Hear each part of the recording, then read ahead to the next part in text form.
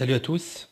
Je vais commencer par cette formation-là par une vidéo qui porte essentiellement sur une initiation du logiciel robot, logiciel utilisé dans notre formation.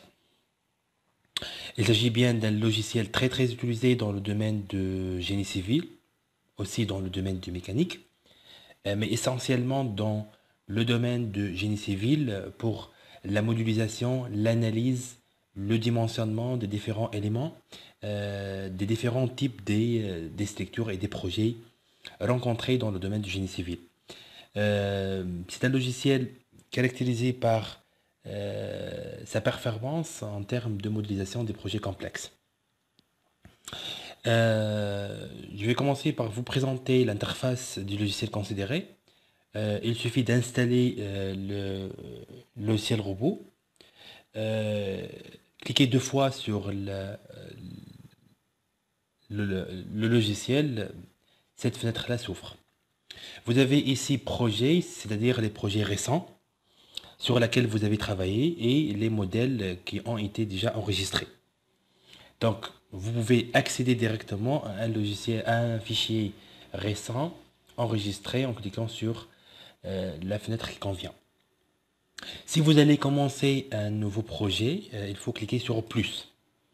Vous avez ici 16 petites fenêtres et il faut apprendre une idée ici sur les différentes fenêtres et quand j'ai besoin de choisir l'une de ces 16 options déjà indiquées devant vous. La première fenêtre, c'est pour la conception des bâtiments en 3D classiques, dans la forme régulière, tels que les bâtiments en béton armé à plusieurs étages. Donc, si il s'agit bien d'un bâtiment, surtout en béton armé, avec des différents étages, donc vous pouvez utiliser cette fenêtre-là pour arriver à modéliser, à analyser, à dimensionner et le calcul, bien sûr, ferraillage des différents éléments qui constituent le projet considéré.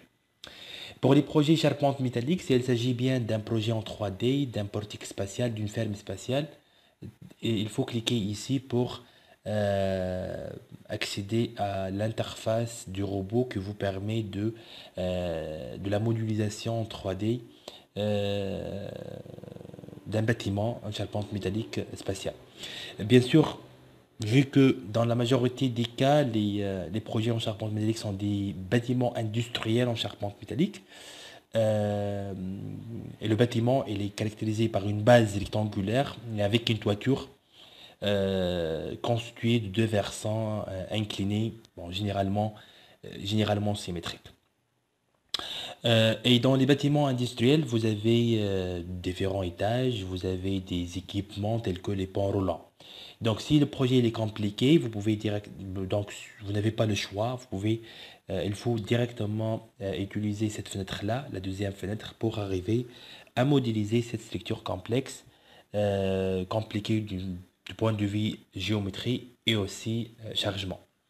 Si vous avez des projets dans la géométrie irrégulière, tels que les réservoirs cylindriques, les réservoirs rectangulaires, les coques, les voûtes, hein, dans ce cas-là, il faut utiliser la fenêtre étude d'une coque.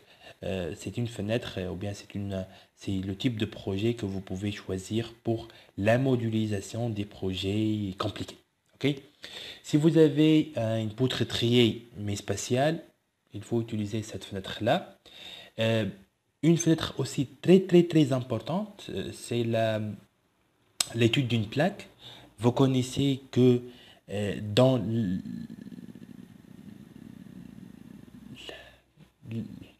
dans la règle de l'RDM, euh, une plaque, c'est un élément dont l'épaisseur elle est très faible par rapport aux autres dimensions. Et les exemples sont beaucoup. Vous avez le radier général, vous avez eu les dalles pleines, vous avez les pans de dalles. Euh, pour arriver à modéliser ou bien à étudier ces types de projets-là, dans ce cas-là, bien sûr, il faut il faut travailler avec, ou bien il faut choisir la cinquième fenêtre. Pour ce type-là, il s'agit bien d'une étude d'un portique plan. Dans ce cas-là, si vous avez un projet ou bien une charpente métallique classique, constituée par des portiques de stabilité euh, les mêmes, c'est-à-dire du point de vue géométrique, du point de vue chargement appliqué. Donc, il suffit de modéliser un portique en 2D et les sections qu'on va trouver elles seront appliquées pour les autres portiques choisis. Toujours dans les constructions métalliques, bien sûr, si vous avez une poutre triée, mais dans ce cas-là plan, il faut travailler directement ici. Pourquoi je ne peux pas travailler ici? Une question qui se pose. Tout simplement parce que des conditions aux limites mécaniques déjà considérées si en cliquant ici directement. Vous pouvez modéliser une poutre triée plan avec l'étude d'un portique plan, c'est faisable. Mais il faut faire attention, c'est que il faut ajouter d'autres conditions limites. D'autres conditions limites mécaniques, tout simplement, les barres d'une poutre triée transférant uniquement les efforts axiaux. Donc il faut ajouter cette condition-là si vous allez travailler dans l'étude d'un portique plan. Donc c'est ça. C'est le même principe pour les autres fenêtres. Donc, c'est-à-dire, il faut faire attention. Vous pouvez dimensionner, bien sûr, comme je vous ai dit, ici, une poterie plan, mais il faut ajouter d'autres conditions aux limites mécaniques pour arriver à avoir quoi? Pour avoir un modèle réel. J'ai parlé ici de la modélisation et l'étude d'un bâtiment en béton armé classique. Si vous avez besoin uniquement de de déterminer le ferrage d'une poutre, d'une semelle, d'une voile,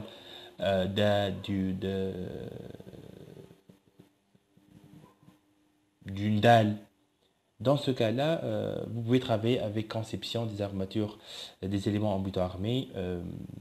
Directement ici, vous allez accéder à des petites fenêtres pour la modélisation et pour la modélisation d'une poutre ou bien d'un poteau ou bien d'un mur voile, ainsi de suite.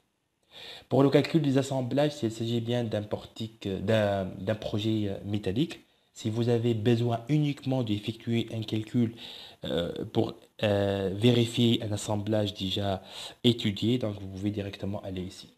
Bien sûr, la définition des sections, ou bien étude d'une section, c'est une fenêtre aussi très importante. Pourquoi? Parce que dans Robot, vous avez les formes régulières des sections classiques.